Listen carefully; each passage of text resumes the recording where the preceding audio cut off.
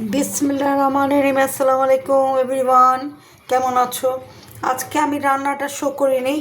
ফুলকপি দিয়ে, আলু দিয়ে, টমেটো দিয়ে ট্যাংরা মাছ রান্না করেছি, বড় বড় দেশি ট্যাংরা। খুব মজা হয়েছে, ইয়ামি হয়েছে। কিছুটা হলুদের গুঁড়ো, মরিচের গুঁড়ো, ঝাল দিয়ে যেমন খাও টেস্ট বুঝে, লবণ টেস্ট বুঝে, জিরা ফাঁকি দিয়েছি, রসুন পেস্ট দিয়েছি 1 টেবিল চামচ, হাফ টেবিল চামচ হলুদের গুঁড়ো, হাফ টেবিল চামচ মরিচের গুঁড়ো,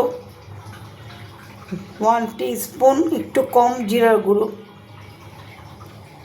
এটা একটু লাল করে মাখো মাখো করে রান্না করেছি।